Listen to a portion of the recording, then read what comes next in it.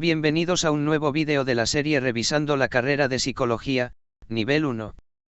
Continuamos con la unidad 4 de la asignatura de Epistemología de las Ciencias Sociales. Comencemos. Índice semana 11. 1. Información de la unidad. 2. Información de los subtemas. 2.1 El mundo de la vida Chutz y filosofía de las ciencias humanas de Goldman. 2.2 El lenguaje de la acción de Winch y la doble hermenéutica de Giddens. 2.3 La interpretación de la acción social de Blumar. 1. Información de la unidad. Objetivo: reconocer los modelos epistemológicos de las ciencias sociales para que los estudiantes interpreten y analicen con criterio científico las diferentes teorías explicativas del conocimiento. Tema: las bases fenomenológicas de las ciencias sociales. Unidad: modelos epistemológicos de las ciencias, debate internalista y externalista. 2. Información de los subtemas. 2.1 El mundo de la vida Chutz y filosofía de las ciencias humanas de Goldman. Chutz, 1899 a 1959, estudiante de Derecho y Ciencias Sociales en la Universidad de Viena. Entre sus maestros, Hans Kelsen, Ludwig von Mises y los sociólogos Friedrich von Wieser y Otto Spahn, quienes influenciaron en sus ideas. Trabajó en el estudio de la obra del sociólogo alemán Max Weber, y en la teoría de Husserl sobre filosofía. Al poseer una amplia intelectualidad se introdujo en uno de los temas centrales de la teoría social, la acción social, publicando su obra maestra, La fenomenología del mundo social, en 1932. Antes de la ocupación nazi a Austria, Chutz migró a París y en 1939 a Nueva York. Sus investigaciones se enfocan en los problemas de las ciencias sociales. Confiaba en la certeza de su teoría para interpretar la realidad social, aunque cuando las publicó no convenció a los científicos de la época. Fue recién en los años 70 y principios de los 80, que se retomaron sus postulados. Chutz enfatiza en el concepto de acción social de Weber y lo relaciona con la fenomenología de Husserl.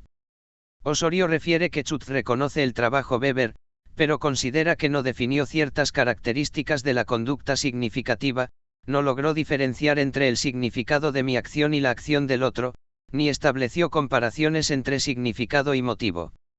En la lectura que hace Chutz, distingue 5 niveles de significado de la acción social. El primer nivel está en el actor solitario. La acción es toda conducta a la que el actor atribuye un significado subjetivo. El segundo nivel implica al otro actor. Para ser social, la acción debe basarse en la conducta de otro actor. El tercer nivel corresponde a la interpretación de la conducta del otro por el actor. Quien realiza la acción está consciente de mucho más que la pura existencia del otro. Debe darse cuenta de la conducta del otro e interpretarlo. El cuarto nivel corresponde a la orientación de la acción. La acción debe orientarse hacia la conducta de otro. El quinto nivel corresponde al del observador científico. La comprensión de esta conducta social es, a su vez, tarea de la sociología.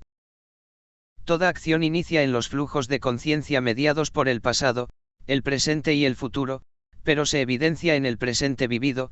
La elección de la acción a tomar depende de la percepción tanto interna como externa y de la previsualización de los resultados en la realidad. Dicho de otro modo, las interrelaciones de las personas están mediadas por la captación del alter ego como tú, y esto es recíproco. Las conciencias en un tiempo, espacio determinado y con un fin en común tienden a percibirse entre ellas de forma similar. El alter ego que percibe a la otra persona como un ser que también posee percepción y que podría interpretar la realidad como él lo haría, es un yo distinto y contrapuesto de la personalidad común. Chutz desarrolla una filosofía más mundana que trascendental, considera el concepto de actividad intencional trascendental y lo combina con el contexto de la cultura supraindividual. La persona viviente ingenua de forma automática tiene la capacidad de dar significados prácticos de la realidad, por el aprendizaje adquirido a través de su experiencia y el transmitido por sus antepasados. Esta forma de interpretar la realidad puede aparecer en un momento histórico, así como quedar latentes en su depósito de experiencia del mundo de vida.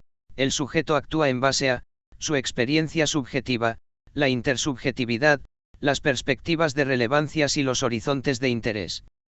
La intersubjetividad está dada por una comunicación no mediada por esquemas en sintonía mutua hacia un tú. En este proceso las personas le dan significado a la vida cotidiana. En este tema Hernández y Galindo. Es precisamente en el mundo de la vida cotidiana donde se construyen los significados, un mundo considerado hasta entonces como un espacio de lo irrelevante, de lo repetitivo, donde ocurren nuestras acciones de manera inconsciente. Sin embargo, la percepción de que este mundo ha sido ordenado naturalmente o como una segunda naturaleza, obedece a que para el hombre común es irrelevante preguntarse acerca de su constitución. La actitud natural se caracteriza por el supuesto de que el mundo de la vida que yo acepto como dado es también aceptado como dado por mis semejantes. Para entender el proceso de la vida cotidiana en las personas, Schutz clasifica a la manera weberiana tres tipos ideales del hombre y de la distribución del conocimiento que podríamos denominar como tipos ideales. Estos son, hombre de la calle, el experto y el ciudadano. Hombre de la calle es quien establece objetivos y metas, propias o electivas, según las relevancias que derivan del conocimiento socialmente aprobado en sus núcleos sociales. El experto no establece fines, comunica sobre las relevancias inherentes a los procesos sociales aceptados y sus consecuencias sancionadoras.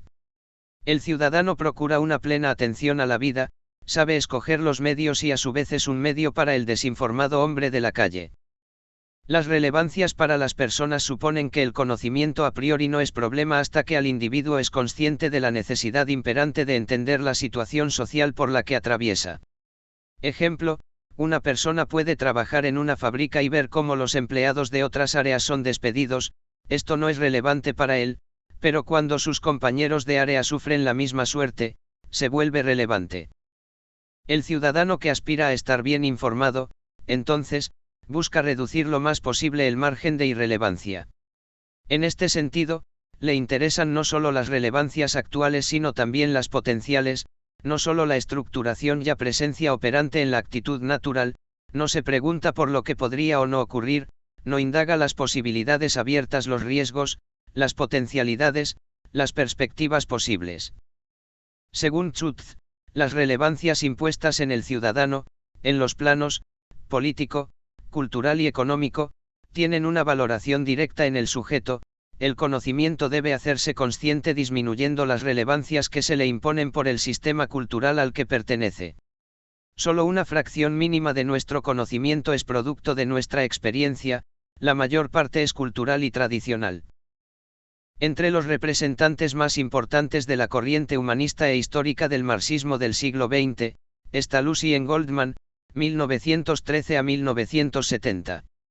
Sus trabajos de filosofía y sociología de la cultura, las ciencias humanas y la filosofía, se oponen radicalmente a las lecturas positivistas o estructuralistas del marxismo. Decía que el marxismo estaba en una crisis progresiva y para sostenerse tenía que cambiar ciertos aspectos. Asume como heredero de un socialismo autogestivo, hizo una vez más el intento de señalar las diferencias básicas entre las ciencias sociales o humanas y las ciencias físicas.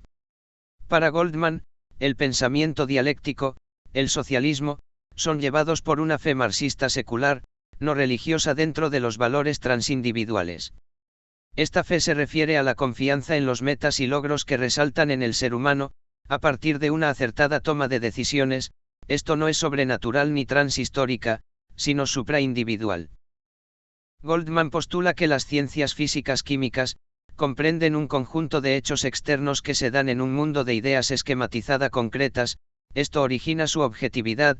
En cambio, en las ciencias sociales el proceso del conocimiento científico es un hecho humano, histórico y social que implica, cuando se trata de estudiar la vida humana, una objetividad que presenta ciertas características, se centra en una estructura, fenómeno social, depende de las aspiraciones del investigador, las relevancias según Schutz, y en los cambios que sufre.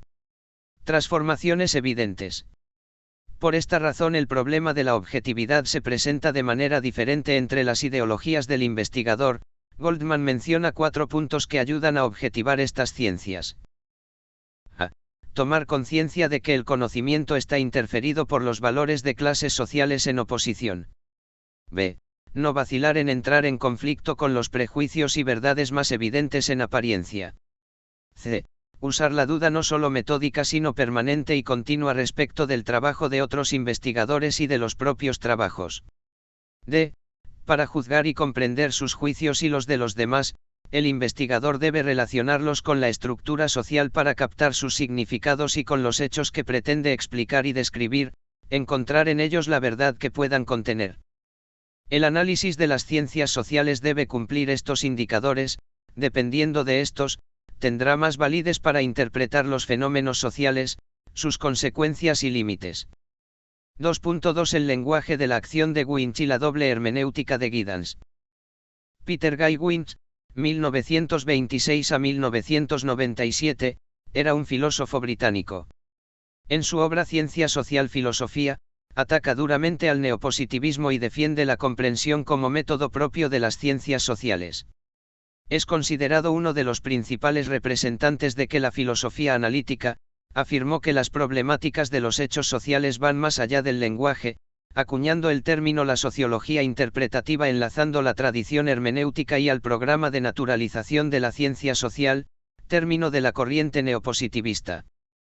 La filosofía lingüística de Wittgenstein sirvió como referente para armar su teoría, resaltando los aspectos sociales que promueven los comportamientos como la descripción, explicación y comprensión. Winch manifiesta que las acciones humanas son más objetivas y útiles cuando se entiende la naturaleza de las instituciones, las diferentes formas de vida y las reglas que rigen el comportamiento. Además, la interacción social se evidencia en el comunicar ideas y conceptos a través del lenguaje. Anthony Giddens nace en Inglaterra en 1938. Teórico social contemporáneo, reconocido por sus escritos sobre el postmodernismo, en su teoría de la estructuración decía que las estructuras sociales se construyen a partir de la actividad humana, pero al mismo tiempo son el medio que permite el desarrollo social del ser humano. A esto añade, la reflexividad es la capacidad del ser humano para autocontrolar de forma racional su conducta, esto le permite monitorear su desarrollo personal y social. Para Giddens las ciencias naturales y sociales difieren en su génesis, la naturaleza no se origina por el ser humano, en cambio, las ciencias sociales se producen por la gente para conocer su realidad en la sociedad. El investigador social debe interpretar las interpretaciones, los datos proporcionados por estos, no tiene relevancia única, deben ser contrastados con sus conocimientos previos, a través de la observación para llegar a la verdad significativa, teniendo sumo cuidado de no sesgar la información. Giddens formula ciertas reglas para la construcción de las ciencias sociales. 1. La sociología no se ocupa de un universo predado de objetos, sino de uno que está constituido o es producido por los procederes, acciones, activos de los sujetos. 2. Por consiguiente, la producción y reproducción de la sociedad ha de ser considerada como una realización inteligente por parte de sus miembros, no como una mera mecánica de procesos.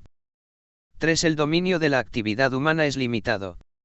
Los hombres producen la sociedad, pero lo hacen como actores históricamente situados, no en condiciones de su propia elección.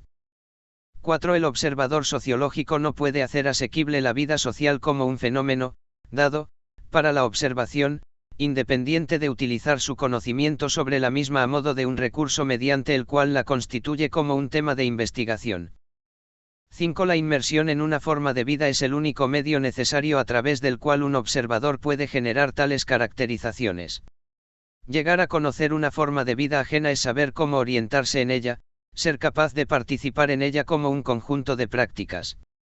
Pero para el observador sociológico, este es un modo de generar descripciones que tienen que ser mediadas, o sea, transformadas en categorías del discurso científico social.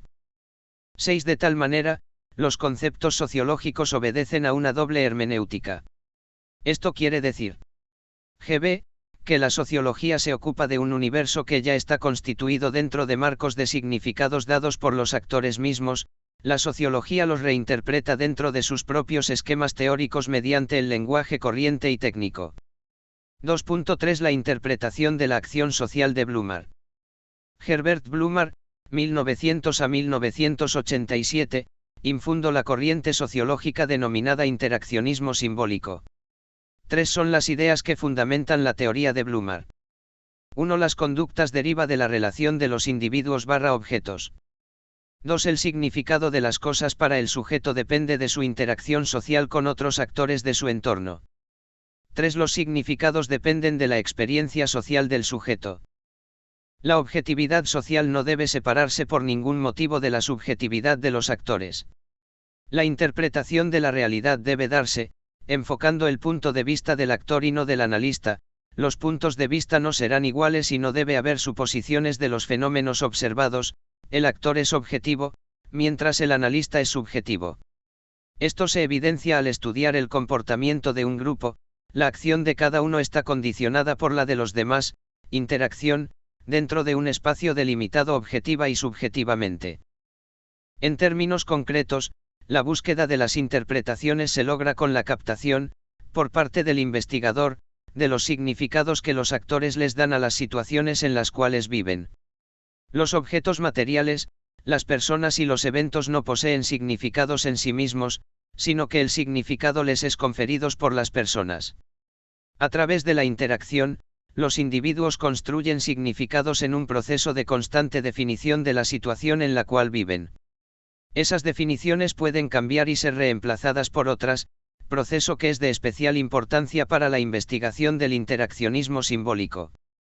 El interaccionismo simbólico se muestra como una teoría que permite indagar cuestiones sociales de forma más objetiva y se basa en conceptualizar un fenómeno, pero con información de primer orden, que solo los actores que viven el acontecimiento lo pueden hacer.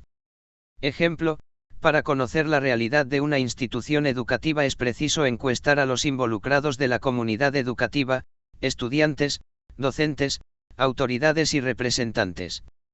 Índice semana 12. 1. Información de la unidad. 2. Información de los subtemas. 2.1 CUN, paradigma y revolución científica. 2.2 Lakatous, programas de investigación. 2.3 Postulados contra el método de Feyerabend. 1. Información de la unidad. Objetivo: reconocer los paradigmas de las ciencias sociales, los aportes de cada uno de los autores más representativos de las teorías del conocimiento para contribuir a la resolución de problemas sociales y a mejorar la calidad de vida de la población. Tema: paradigmas y programas de investigación. Unidad: paradigmas de las ciencias sociales. 2. Información de los subtemas.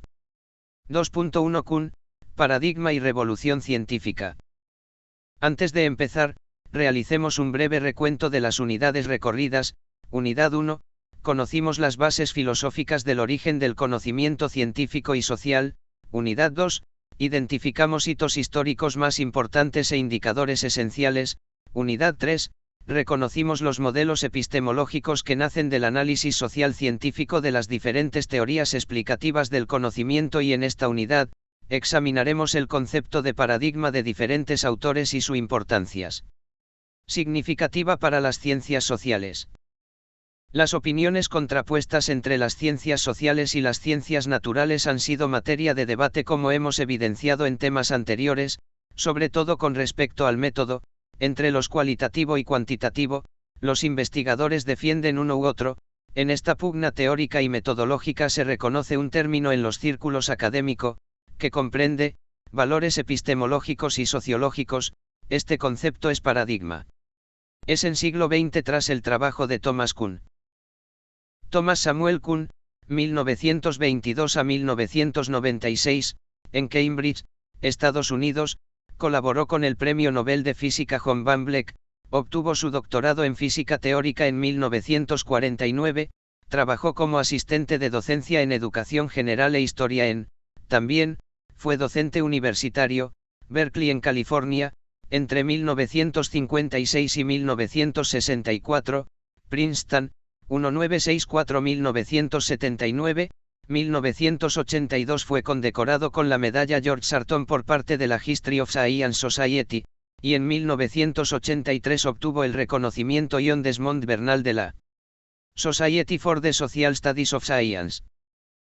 Paradigma según Platón es definido como paradigma que se refiere a muestra, ciencia, The Structure of Scientific Revolutions, 1961, y traducida al idioma español en 1992, La estructura de las revoluciones científicas, Varios fueron los autores que criticaron su definición de paradigma, por esto Kuhn puntualiza en dos formas la definición de paradigma: toda la constelación de creencias, técnicas, valores, etc., que comparten los integrantes de una comunidad determina, y la segunda denota una especie de elemento de tal constelación, las concretas soluciones de problemas que, empleadas como modelos o ejemplos, pueden reemplazar reglas explícitas como base de la solución de los restantes problemas de la ciencia normal.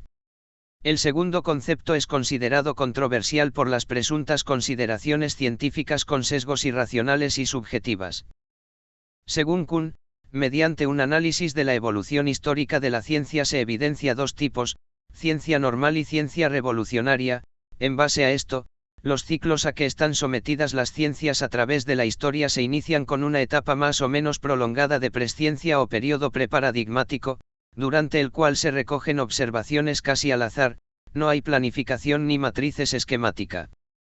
Según Kuhn, la investigación científica se desarrolla en cada momento en torno a paradigmas aceptados. Sus productos, sus resultados, constituyen la ciencia normal, en un periodo histórico determinado. Un paradigma logra su predominio por la aceptación de una comunidad científica que lo legitima porque da respuesta a problemas que otros paradigmas vigentes hasta ese momento no lo hacían, sin necesidad de la validación lógica que exige Papar. El investigador, a menudo, de manera casi ciega, acepta un determinado paradigma, sin que se le ocurra, en la mayoría de los casos, que pueda existir otro distinto. La comunidad científica impone su paradigma de diversas formas. 2.2 Lakatous, programas de investigación. Imre Lakatous, 1922 a 1974, nace en Hungría, el 9 de noviembre de 1912 y fallece en Inglaterra, el 2 de febrero de 1974 en Hungría. Estudió física y astronomía. En 1959, durante las purgas estalinistas, fue encarcelado durante 6 años, luego de esto, migró a Inglaterra, donde reiniciaría su vida hasta su fallecimiento. En la Universidad de Cambridge se doctoró en Filosofía de la Ciencia. En Londres fue asistente de Papar y su sucesor. En la Escuela de Economía de Londres, dictó cátedra de Lógica y Método Científico. Imre Lakatous criticó el tipo de falsacionismo de Papar, al que llamó ingenuo. Su propósito no fue refutarlo sino redireccionarlo y agregarle características de la heurística positiva, creando de esta forma, un falsacionismo sofisticado, contrastando la lógica interna con la confirmación empírica a través de un metacriterio. Esto conlleva a describir las consecuencias de forma práctica, es decir, medir el grado de resistencia de una teoría para resolver o dar solución a la problemática. Lakatous, intentando razonar como lo haría Papar y respetando sus premisas, infiere que, una teoría de la racionalidad, o criterio de demarcación, ha de ser rechazada si es inconsistente con un juicio de valor básico y aceptado por la élite científica. Existen enunciados muy singulares que necesitan el respaldo mayoritario de los científicos para darle un valor de premisa verdadera. Lakatous conceptualiza a los encuadres metodológicos que guían a los científicos por el sendero a seguir en búsqueda de la verdad heurística positiva y evitar los erróneos heurística negativa, es decir, qué problemáticas estudiar y qué no. Todos los programas de investigación tienen como eje central básico, aceptado e irrefutable. Ejemplo, en física un eje central básico es la ley de atracción. La heurística negativa impide agredir o alterar este eje, mientras que en la heurística positiva los científicos deben crear explicaciones que sostengan, como cinturón protector, este eje. En los hechos, dice Lakatous, pocos científicos ponen mayor atención a las refutaciones que la debida. Ellos tienen una política de investigaciones a largo plazo que está definida por la heurística positiva del programa y no por las psicológicamente molestas anomalías. Es esa heurística la que le ha permitido formular modelos cada vez más complicados que simulan la realidad. La atención del científico se concentra en construir esos modelos siguiendo las instrucciones expuestas en la parte positiva de su programa. 2.3 Postulados contra el método de Feyerabend. Paul Feyerabend, 1924 a 1994, estudió teatro e historia, pero enfatiza su tendencia por las ciencias naturales y realiza estudios de física y astronomía. Obtenido un doctorado en física, fue miembro fundador del Círculo de Kraft, quien había sido miembro del Círculo de Viena. 1987 conoció a Karl Popper, donde se interesa aún más por su obra Lógica de la investigación científica. En 1950, asociado con Lakatos, planificaron escribir una obra sobre el racionalismo. Esto no se cumplió debido al fallecimiento de Lakatos, aún así, se publicó, pero con el nombre de Antirracionalista de Feyerabend. Debatió en contra del negocio de la ciencia, el dogmatismo del anarquismo político y el escepticismo. Según la ciencia, la razón no es universal y no puede excluírsela sin razón. Concibe a la ciencia con características epistemológicas anarquistas, afirma que la ciencia no es sagrada e impone muchas restricciones. Estas muestran su necesidad de disponer puntos de vista generales. Existen los mitos, los dogmas de la teología y la metafísica, es decir, muchas formas de edificar una definición de la realidad. Las interpretaciones del mundo a través del intercambio entre ciencia y no ciencia, creará un trasfondo cada vez más anarquista, que es necesario para el desarrollo de la ciencia y de la cultura. Sostiene, en su crítica a Lakatos, que eliminar unos programas de investigación por otros, implica que los mencionados programas pueden compararse. Tal comparación solo sería posible si los programas presentaran una estructura estrictamente lógica. Sin embargo, tales construcciones, en los hechos, incorporan creencias, prejuicios, conocimientos previos, influencias culturales y sociales, etc. Estas características los hacen incomparables. Los programas de investigación son ilimitados, en consecuencia, no se puede decir que exista diferencia de supremacía, que sea verdadero y otro falso. Sus ataques al método científico.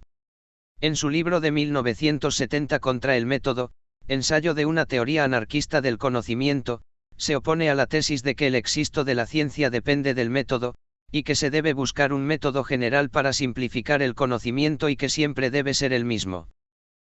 Si nos volvemos a la lógica, comprobamos que incluso las exigencias más simples no son satisfechas por la práctica científica, y no pueden ser satisfechas por la complejidad del asunto. Las ideas que los científicos emplean para actualizar lo conocido y avanzar por lo desconocido solo rara vez se conforman a los preceptos estrictos de la lógica o de la matemática pura. El intento de hacerlas conformes privaría a la ciencia de la elasticidad sin la cual no se conseguiría progreso. Vemos que los hechos por sí solos no son bastante fuertes para hacernos aceptar, o rechazar, las teorías científicas. El margen que dejan al pensamiento es demasiado amplio. La lógica y la metodología, por el contrario, eliminan demasiadas cosas que estrechas. En medio de estos dos extremos se encuentra el dominio siempre cambiante de las ideas y deseos humanos. Bajo este parámetro todas las disciplinas se fundamentan en un método que es producto de la invención de los filósofos. Toda regla metodológica ha sido vulnerada en algún momento, sobre todo en épocas en que los científicos no se sometieron a postulados preestablecidos o no los consideraron como una verdad absoluta, consiguiendo de esta forma el necesario desarrollo de la ciencia. Evidencia con estos enunciados su rechazo de la intromisión de la filosofía a la ciencia. Índice semana 13. 1. Información de la unidad. 2. Información de los subtemas. 2.1 Definición de paradigma. 2.2 Paradigma explicativo y paradigma interpretativo. 2.3 Integración de paradigma. 1. Información de la unidad. Objetivo: reconocer los paradigmas de las ciencias sociales, los aportes de cada uno de los autores más representativos de las teorías del conocimiento para contribuir a la resolución de problemas sociales y a mejorar la calidad de vida de la población. Tema: paradigmas en las ciencias sociales. Unidad: paradigmas en las ciencias sociales. 2. Información de los subtemas. 2.1 Definición de paradigma. En los años 1980, la tan anhelada construcción de las ciencias sociales, referenciándolo con el modelo de las ciencias naturales o el modelo de las ciencias culturales o del espíritu, convergió en dos paradigmas epistemológicos contrapuestos, con características distintas en su contenidos y definición. El modelo más sobresaliente es el propuesto por Guba y Lincoln, 1994, quienes señalan las diferencias entre paradigmas de forma clara, observaron los intentos de comparar metodológicamente a las ciencias sociales con las naturales, de esta forma enmarcan con ciertas características al paradigma positivista para relacionarlos y compararlos con el paradigma naturalista. Los paradigmas como sistemas básicos de creencias que se originan en supuestos ontológicos, epistemológicos y metodológicos. Un paradigma se lo puede definir como serie de creencias básicas, metafísica, que tiene que ver con los principios últimos o primeros, las cosmologías y teologías. Es una esquematización del mundo que encierra la naturaleza y el papel del individuo, en una constante interacción. Esta cognición es primaria argumentada por la fe. Estos paradigmas pueden ser cambiantes, no son estáticos, se renuevan, siendo esta peculiaridad la que da inicio a los debates filosóficos.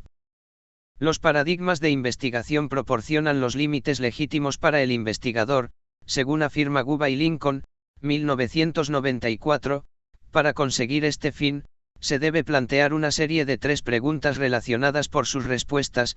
La respuesta a una de ellas limitará a las demás. 1. La pregunta ontológica. ¿Cuál es la forma y la naturaleza de la realidad? Más aún, ¿qué es aquello que podemos conocer de ella? Por ejemplo, si se asume un mundo real y se puede conocer cómo es decir, cómo son realmente las cosas y cómo funcionan realmente las cosas. Entonces, solo pueden ser admitidas aquellas preguntas que se relacionen con problemas de la existencia real y de la acción real. 2. La pregunta epistemológica. ¿Cuál es la naturaleza de la relación entre el conocedor o el posible conocedor y qué es aquello que puede ser conocido? La respuesta que podría ser dada a esta pregunta está condicionada por la respuesta ya dada a la pregunta ontológica, es decir, que no se puede plantear simplemente cualquier relación humana. Si, por ejemplo, se asume que existe una realidad real, la postura del investigador debe ser objetiva y libre de valoraciones para descubrir cómo son realmente las cosas y cómo funcionan realmente las cosas. Por lo tanto, la asunción de una postura objetiva implica la existencia de un mundo real sobre el cual ser objetivo. 3. La pregunta metodológica. ¿Cómo el investigador, el futuro conocedor, puede descubrir aquello que él o ella creen puede ser conocido? Como en las oportunidades anteriores, la respuesta que podría darse a esta pregunta está condicionada por las primeras 2 respuestas, esto es, que no solo cualquier metodología es apropiada. Por ejemplo, una realidad real inducida por un investigador objetivo controla los posibles factores de confusión, tanto si los métodos son cualitativos, dígase, observacionales, o cuantitativos, dígase, análisis de variación. Para Briones los paradigmas, son series de creencias básicas, no están abiertos a la comprobación bajo ninguna modalidad cerrada, no hay forma de elegir uno mejor que el otro bajo la lupa de ciertos criterios. Las respuestas planteadas a las preguntas sobre el paradigma, son asimismas, elaboraciones mentales humanas, por esto subjetivas y sujetas a errores, es decir, todas son invenciones de la mente y por lo tanto están sujetas al fallo humano. 2.2 Paradigma explicativo y paradigma interpretativo. Existen 2 paradigmas según Lincoln y Guba, que sustentan los diversos procesos de la creación de las ciencias sociales. Estos son, el paradigma positivista y el paradigma naturalista. De estos existe una gran cantidad de nombres para estos paradigmas, dependiendo el autor cómo es el nombre de paradigma explicativo y paradigma interpretativo. El primero de estos paradigmas hace referencia a explicar cómo es la construcción de las ciencias sociales y el segundo busca dar una interpretación para una correcta comprensión. 1. Naturaleza de la realidad. Versión positivista. Para el paradigma positivista solo existe una realidad exterior, que se encuentran compuestas por variables y procesos independientes. Estos se pueden estudiar de una manera independiente a los demás. La finalidad de esto es predecirlas y controlarlas. Versión naturalística. En este paradigma se encuentran variedades de realidades construidas y estas solo se pueden estudiar de una manera holística, sus investigaciones serán inevitablemente diferentes, por lo cual no existirá una predicción ni un control, pese que el investigador haya alcanzado el nivel de comprensión. 2. Relación del investigador con el objeto por conocer. Versión positivista. El investigador y el objeto de investigación son independientes, el conocer y el objeto conocido constituyen un dualismo discreto. El investigador y el objeto de investigación interactúan y se influyen mutuamente. El sujeto que conoce y el objeto por conocer son inseparables. 3. Posibilidad de la generalización. Versión positivista. El objetivo final de la investigación es el de desarrollar un cuerpo nomotético de conocimientos en la forma de generalizaciones que son verdaderas tanto temporalmente como contextualmente, ellas se mantendrán en cualquier tiempo y lugar. Versión naturalística. El objetivo final de la investigación es el de desarrollar un cuerpo ideográfico de conocimientos en la forma de hipótesis de trabajo que describen casos individuales. 4. Posibilidad de relaciones causales. Versión positivista. Cada acción puede explicarse como el resultado o efecto de una causa real que precede temporalmente al efecto, o, al menos, es simultáneo con él. Versión naturalística. Todos los objetos reales están en un estado de modelamiento mutuo y simultáneo que hace imposible distinguir las causas de los efectos. 5. El papel de los valores en la investigación. Versión positivista. La investigación está libre de valores, se puede garantizar que es así la metodología objetiva utilizada. La investigación está comprometida por los valores, por lo menos en las 4 formas siguientes. Las investigaciones están influidas por valores investigativos, los cuales se expresan en la elección de un problema, en su conceptualización y en el énfasis dado a su focalización, sea en términos de evaluación u opción política. La investigación está influida por la elección de un paradigma que guía la investigación hacia el problema. La investigación está influida por la elección de la teoría sustantiva utilizada para la recolección y análisis de los datos y en la interpretación de los resultados. La investigación está influida por los valores que se dan en el contexto. Otras características importantes del paradigma naturalística. 1. Utilización de métodos cualitativos. 2. Muestra intencional frente a las muestras probabilísticas utilizadas en el paradigma positivista. 3. Análisis inductivo de los datos. 4. La teoría que se construya debe emerger de los datos, grounded theory, y, por lo tanto, no debe ser elegida al comienzo de la investigación. 5. El diseño que se utiliza en la investigación tiene el carácter de emergente, es decir, no se define en forma completa antes de la investigación, sino que se va construyendo a medida que se va desarrollando el proceso de investigación. 6. El tipo de investigación corresponde al estudio de casos. 7. La interpretación de los datos es ideográfica, en términos del particular caso estudiado, en lugar de hacerlo por leyes generales. 2.3. Integración de paradigma.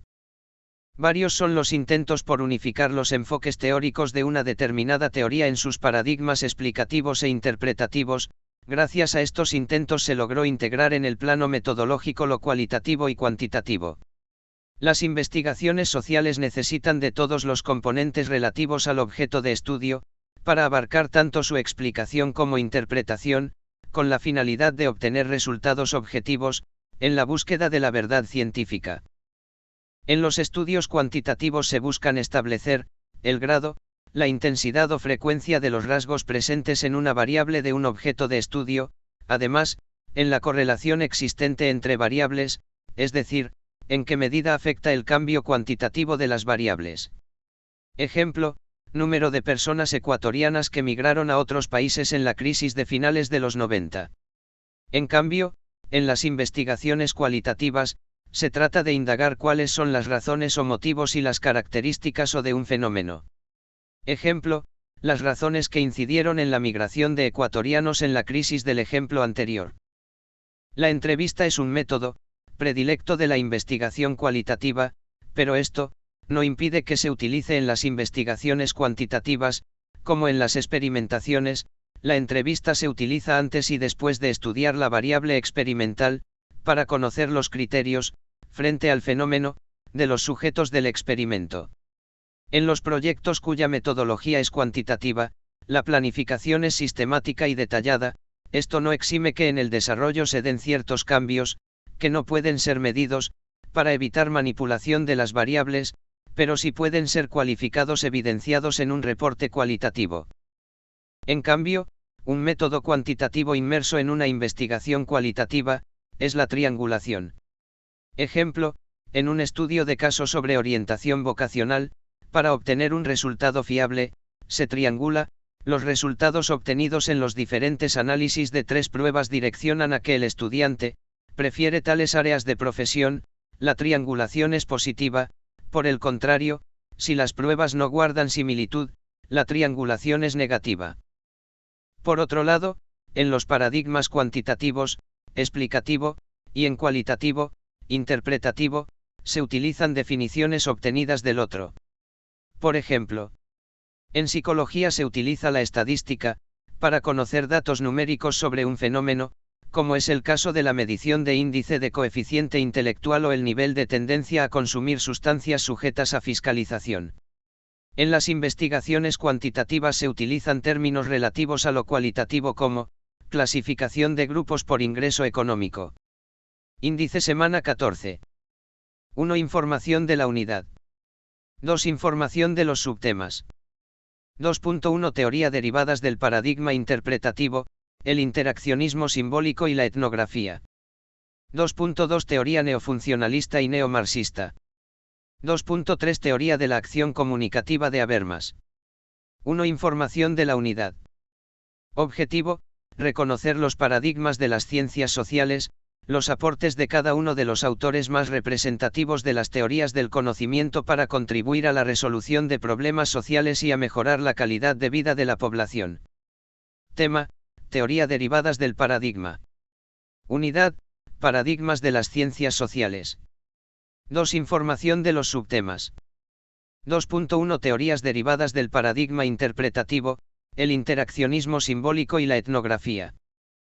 El interaccionismo simbólico es considerado como el enfoque más influyente para las ciencias sociales, en especial por la psicología social, que estudia la naturaleza de los grupos y de los fenómenos colectivos, el impacto recíproco entre individuo y sociedad, la dimensión simbólica de la interacción social y la misma interacción como sistema supraindividual. Es una interesante propuesta para la comprensión del ser humano, entendiéndolo como parte activo y simbólico de una comunidad social. Para el interaccionismo simbólico, la capacidad simbólica del ser humano, uno de los grandes logros del desarrollo filogenéticos.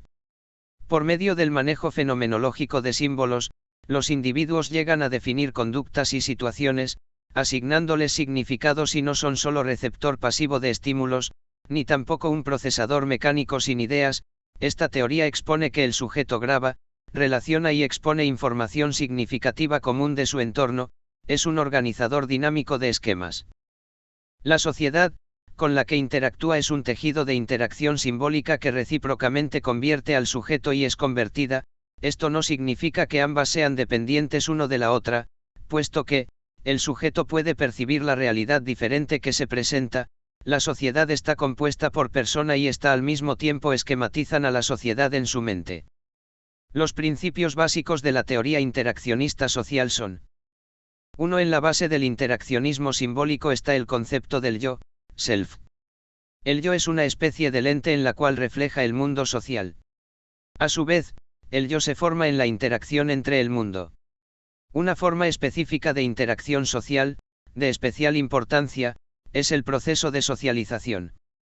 2. Existen tres tipos de objetos: objetos físicos, como una mesa, un árbol; objetos sociales, como un amigo, la madre; y objetos abstractos, como las ideas y los principios morales.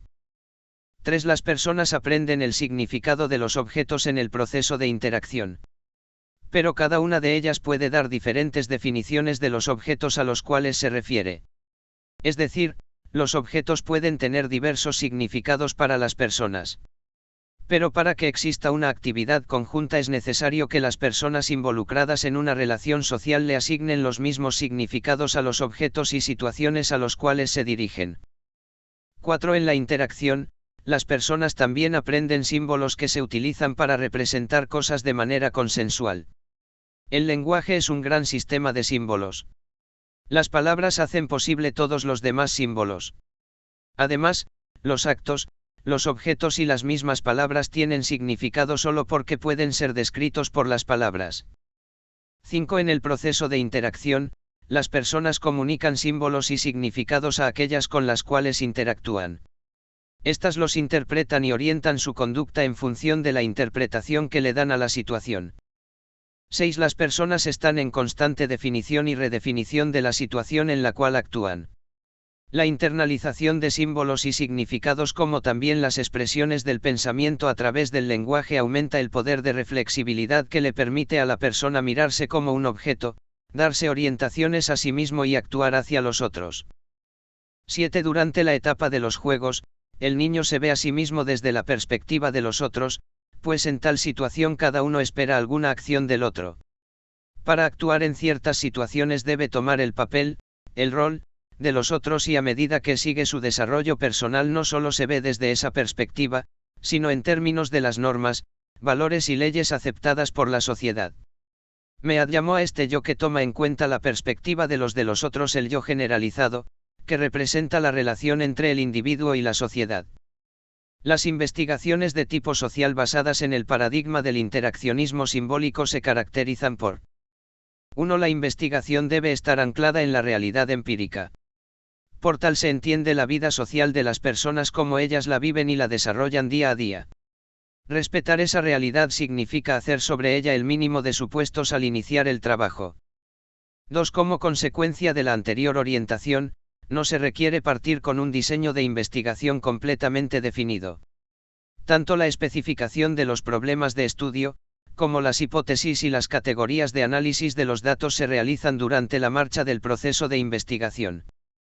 3. La investigación debe tener muy en cuenta que la vida social se da en distintos niveles de expresión. Por esto, el investigador debe estar atento para descubrir qué hay detrás de las primeras y segundas apariencias o modos de presentarse de las personas. Se debe tratar de obtener información sobre significados que no aparecen en las primeras conversaciones o entrevistas. En toda opinión, en toda conducta, existe un detrás. 4. Si pretendemos interpretar la vida y las creencias de las personas, el fin último del interaccionismo simbólico, debemos tomar el rol de ellas, colocándonos en su lugar. Así podremos obtener un conocimiento desde dentro de la vida social que estudiamos. En otras palabras, debemos tratar de ver el mundo desde su punto de vista. Para lograrlo, en la medida de lo posible, conviene convivir con las personas que estudiamos, hacernos una de ellas, acompañarlas en las situaciones de su vida diaria, etc. 5. Un tema central de investigación que se realiza en este paradigma es la captación de la cultura del grupo, de los significados y símbolos. La comprensión de estos elementos obliga a mantener una cierta lejanía de los actores para obtener el punto de vista de los otros y no el del investigador. Un enfoque afín al interaccionismo simbólico es la perspectiva etnometodológica, en la década de los 70 del siglo anterior.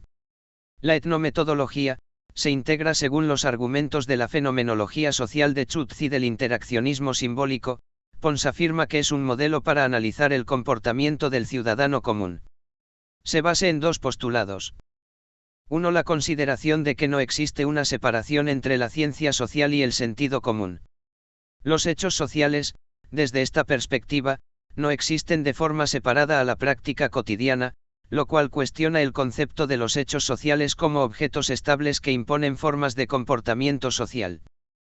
2. La idea de que las personas operan de forma activa y propositiva, utilizando las formas y procedimientos que les convienen y resultan eficaces en su vida social cotidiana.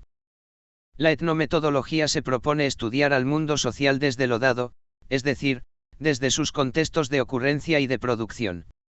Este movimiento lleva, aunque distintas maneras, a una revalorización del actor o al menos sus capacidades cognitivas en la explicación de las prácticas y acciones sociales. A partir de esto, la etnometodología ha sido interpretada como una teoría más acerca de centralidad de los actores y de sus capacidades en la producción de lo social. La etnometodología se centra en lo explicables, a circunstancias como las siguientes: a. Lo observable y susceptible de ser evaluado, esto es, a lo observable por lo demás, evidenciado en la práctica y en comunicación; b. Al hecho de que semejantes prácticas son realizadas en la vida cotidiana como algo normal en la sociedad y movidos por alcanzar ciertos logros; c. Las prácticas que realizan los individuos dentro de la vida cotidiana son producto de especialización, conocimiento, competencias, oportunidades y derecho para conseguir los logros. d. El hecho de contar con productos permite dar por entendido a los miembros de una comunidad el rol que juega cada uno. Es decir, los métodos que el ser humano utiliza para realizar sus actividades cotidianas. La investigación se basa en 4 conceptos propios de la interacción natural y común. La indexicalidad supone que las expresiones adquieren su significado completo dentro de su particular contexto de enunciación. El investigador, así como el interlocutor natural, no puede hallar el sentido de las expresiones sin conocer algo sobre la biografía y propósitos del emisor, el curso previo del discurso, las circunstancias de la expresión o el sentido de la relación interactiva en que acontece. El significado es local, y no susceptible de generalización fuera del contexto interaccional. La intersubjetividad de la realidad construida. Partiendo de que los participantes en la interacción son agentes independientes, se hace necesario insistir en el carácter compartido de la realidad construida. Cada actor cotidiano negocia con los demás los significados que otorgarán a las situaciones. La capacidad del actor social para tomarse a sí mismo como objeto de conocimiento. Esta reflexividad implica una equivalencia entre la descripción y la producción de una situación, pues, en este caso, la situación descrita y el sujeto que la describe son coincidentes. En este sentido, lo que la gente hace es mostrar a los otros y al investigador el sentido que tienen sus prácticas concretas, lo cual es incompatible con una noción determinista y predictable del comportamiento humano. La accountability tiene que ver con las explicaciones o enunciados discursivos que utilizan las personas para dar cuenta de sus actividades, con la finalidad de hacerlas descriptibles y racionales. Accountability quiere decir descriptible, inteligible, relatable, e inalienable. Mediante las descripciones se constituye el orden social, se hace visible el mundo y el investigador deberá acudir a la comprensión de ellas para poder comprender cómo aparece la realidad social a los ojos de las personas. Toda descripción se convierte en parte constitutiva del hecho que describe. 2.2 Teoría neofuncionalista y neomarxista. En la tercera década del siglo XX nace una corriente, que integraba el idealismo, la idea sobre lo real, y el federalismo. La sociedad debe estar organizada por estructura y subestructuras. Su principal representante fue David Mitrani, 1888 a 1957, quien trató de encontrar la solución a las limitaciones de la sociedad de naciones. No pudo evitar ciertos conflictos, entre ellos la Segunda Guerra Mundial. Para esto, el propósito fundamental era formular sistemas universales de paz. Alega que el Estado-nación no tiene las herramientas económicas ni sociales para enfrentar la interdependencia creciente del mundo moderno. El funcionalismo antepone el funcionamiento de un Estado sobre la estructura organizacional, que aunque necesario se vuelve ineficaz si no existe correspondencia de procesos internos y externos. El funcionalismo demostró que estructuras políticas no pueden existir sin considerar los valores que permiten mantener la paz, aunque sirvió para armonizar criterios distintos, que otorga la integración de ciertas comunidades o estados, no pudo armonizar lo económico-social con la política. Por esto, en la época de los 50 se renuevan sus preceptos, enfatizando más su sentido idealista, tomando el nombre de neofuncionalismo. Esta nueva corriente fue fundada por Ernest Haas, 1924 a 2003, sus principios manifiestan que la integración de las diferentes instituciones y el Estado depende, de la voluntad de los actores políticos, más que de una exigencia externa, alejando a ciertos actores políticos más leales a sus intereses que al bienestar social, dependiendo de la época.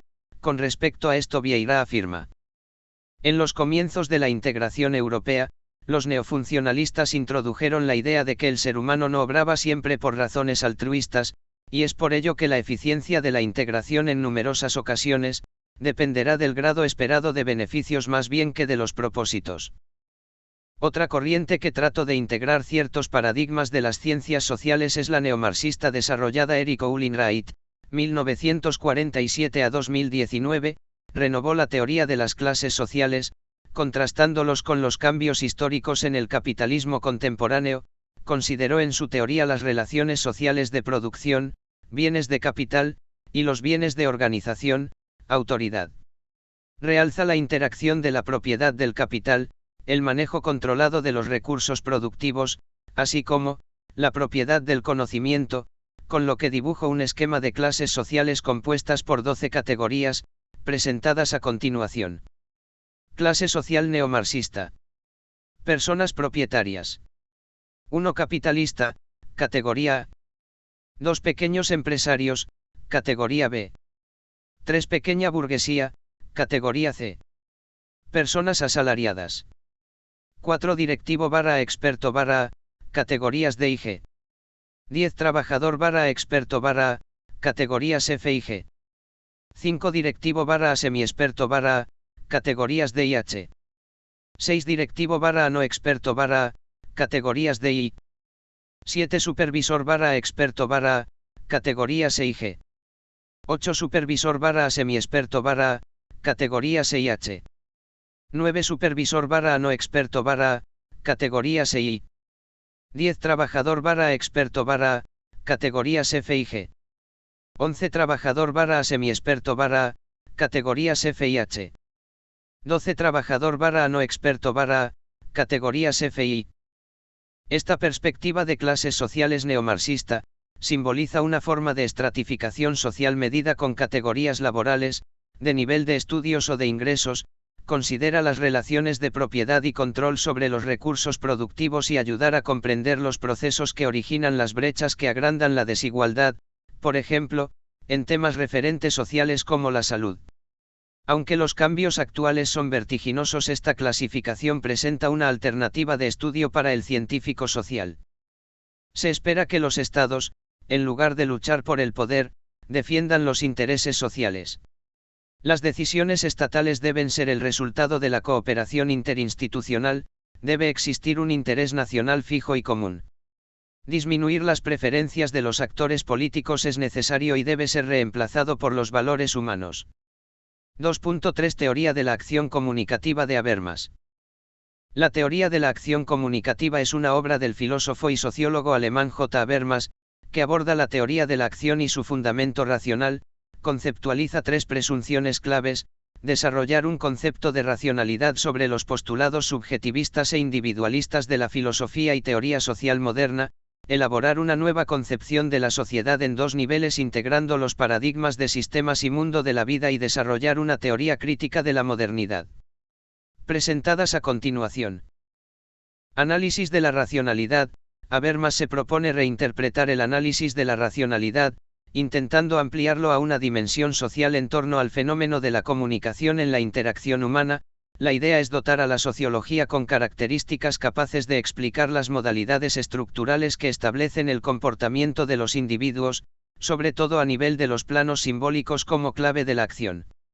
Por otra parte, se refiere a la trascendencia que tiene la antropología en el análisis de la conformación y acontecer de la cultura como un factor fundamental para explicar la producción y permanencia de estos planos simbólicos antes mencionados.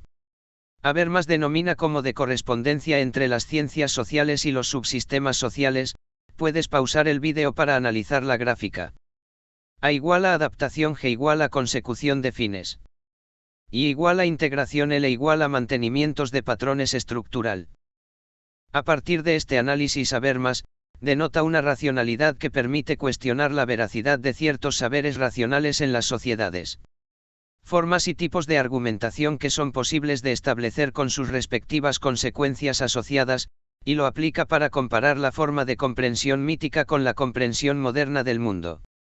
Se refiere a los primeros supuestos sobre la filosofía del lenguaje en torno al análisis que sobre las consecuencias y posibilidades que se desprenden en el intercambio de códigos simbólicos en torno a la realización del mundo de la vida.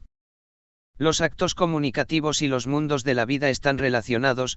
Esto permite comprender dónde se sitúan las distintas modalidades de acción en la vida humana y cómo es posible explicar esquemáticamente los espacios en donde se realiza la comunicación interpersonal para el autor. El concepto de mundo de la vida, trasfondo contextualizado de los procesos de entendimiento, como complementario al de acción comunicativa. Gracias por llegar hasta aquí. De esta manera terminamos una asignatura más. Ayúdanos a crecer interactuando con nuestro contenido. Me gusta, comentarios, compartir. Hasta el próximo vídeo.